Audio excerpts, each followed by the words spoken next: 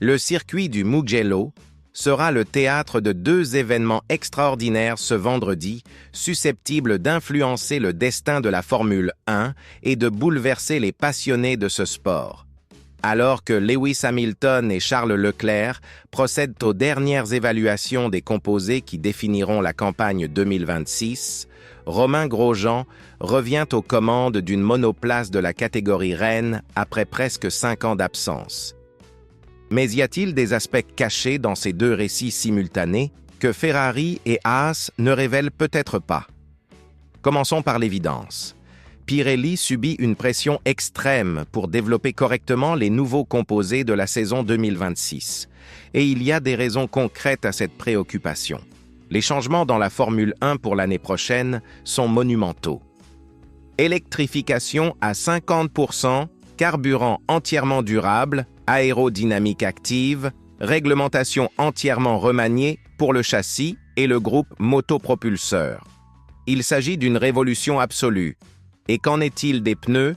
Ils deviendront plus étroits. Les pneus avant perdront 25 mm, les pneus arrière 30 mm. Cela peut sembler insignifiant, mais en Formule 1, chaque millimètre fait la différence entre la victoire et la défaite. Ferrari mène depuis des semaines des essais à l'aide de voitures modifiées, les fameuses mules, qui reproduisent les forces aérodynamiques prévues pour 2026. Et c'est là qu'apparaît un point fascinant. Récemment, en Hongrie, l'écurie italienne a testé un dispositif mobile sur le nez, similaire au DRS, afin de simuler le comportement de l'aérodynamique active. Hamilton et Leclerc se relayeront au volant de cette mule à Mugello afin d'évaluer spécifiquement les composés plus rigides de la nouvelle gamme de pneus. Mais pourquoi précisément les composés plus rigides? Pourquoi cette précipitation dans les validations finales? En parallèle, à quelques mètres de là, un autre événement dramatique se déroulera. Romain Grosjean revient au volant d'une Formule 1. Le Français, qui a frôlé la mort lors du terrible accident de Bahreïn en 2020, lorsque sa monoplace s'est transformée en boule de feu, pilotera la VF23 de Haas. 5 ans plus tard. Et ce n'est pas tout. Ayao Komatsu, l'actuel directeur de Haas, reprendra exceptionnellement son poste d'ingénieur de course exclusivement pour accompagner Grosjean. Tous deux ont collaboré tout au long de la carrière du Français en Formule 1. Mais ici se posent des questions que personne ne formule. Pourquoi Ferrari a-t-elle précisément sélectionné Hamilton et Leclerc pour cette évaluation fondamentale? Pourquoi ne pas utiliser des pilotes de développement ou des réservistes, comme ils le font habituellement? Hamilton a rejoint l'équipe il y a quelques mois et est encore en phase d'adaptation. Leclerc maîtrise la structure, mais le fait de placer les deux pilotes titulaires dans une évaluation de développement a-t-il un sens technique ou y a-t-il d'autres motivations? Et le moment choisi pour le retour de Grosjean? Est-ce une coïncidence s'il revient juste au moment où Haas lutte pour rester dans le peloton? Le Français portera le casque que ses enfants ont créé pour ce qui aurait dû être sa dernière course à Abu Dhabi en 2020. Un casque qui n'a jamais été utilisé en raison de l'accident. S'agit-il d'une pure émotion ou y a-t-il une stratégie derrière tout cela? Examinons les coulisses plus en détail. Pirelli est soumis à une pression colossale. Les changements de 2026 sont les plus importants de l'histoire récente de la Formule 1. Si les pneus ne fonctionnent pas correctement, toute la catégorie pourrait s'effondrer. C'est pourquoi les équipes fournissent des voitures d'essai modifiées. Mais collaborent-elles toutes de la même manière? Ferrari semble être en avance avec ses tests d'aérodynamique active, mais qu'en est-il des autres? Mercedes, Red Bull et McLaren ont-elles le même niveau de préparation? Et il y a un autre aspect qui attire l'attention. Antonio Giovinazzi, pilote de réserve officielle de Ferrari, ne sera pas disponible pour les essais de jeudi avec les voitures précédentes, car il est engagé dans le championnat du monde d'endurance au Japon. À sa place, Zhou Guanyu et Arthur Leclerc, le frère de Charles, piloteront la voiture de 2023. Cela montre à quel point Ferrari profite de chaque opportunité disponible sur la piste. Mais revenons au cas Grosjean. Ayao Komatsu et Romain ont une histoire qui a commencé chez Lotus et s'est poursuivie chez Haas depuis 2016. Komatsu a pris la tête de l'équipe au début de l'année 2024, après le départ de Günther Steiner. Ce retour de Grosjean est-il purement nostalgique ou comporte-t-il des éléments techniques importants? Un pilote expérimenté évaluant la voiture de 2023 peut fournir des informations précieuses que des pilotes moins expérimentés ne pourraient pas extraire. C'est là que les choses deviennent vraiment intrigantes.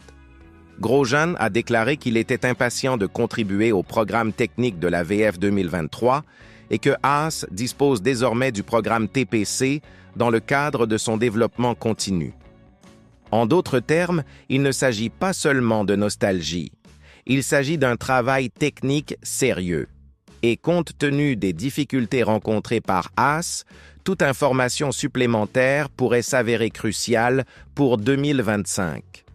Du côté de Ferrari, inclure Hamilton et Leclerc dans cette évaluation spécifique peut représenter un coup de maître. Hamilton apporte toute son expérience de différentes réglementations et équipes. Leclerc connaît parfaitement les caractéristiques de Ferrari. Ensemble, ils peuvent offrir un retour plus complet sur le comportement des nouveaux pneus avec la voiture de 2026. Mais cela peut aussi être un moyen pour Ferrari de démontrer l'unité et le dévouement du duo au projet futur. Maintenant, en observant le panorama plus large, ces évaluations peuvent établir des hiérarchies pour 2026 avant même le début de la saison. Si Ferrari réussit les pneus et l'aérodynamique active, elle peut prendre l'avantage. Si Haas parvient à extraire des données précieuses avec Grosjean, elle peut gagner de précieux dixièmes. Et les autres équipes font-elles le même niveau de préparation? Ce qui m'impressionne le plus, c'est la façon dont ces deux événements apparemment distincts peuvent être liés. Ferrari investit massivement dans le développement pour 2026, tandis que Haas, son équipe cliente, cherche à optimiser au maximum les voitures actuelles. S'agit-il d'une stratégie coordonnée où chacun veille-t-il à ses propres intérêts? Et il y a la question émotionnelle qui ne peut être négligée. Le retour de Grosjean, 5 ans après l'accident le plus terrifiant de l'histoire récente de la Formule 1, est un moment historique. Mais Hamilton et Leclerc, évaluant ensemble les pneus qui pourraient définir l'avenir de la catégorie, est également historique. 2 septuples champions du monde, Hamilton étant le plus grand vainqueur de l'histoire aux côtés de Schumacher, travaillant à l'optimisation d'une technologie qui pourrait révolutionner les courses.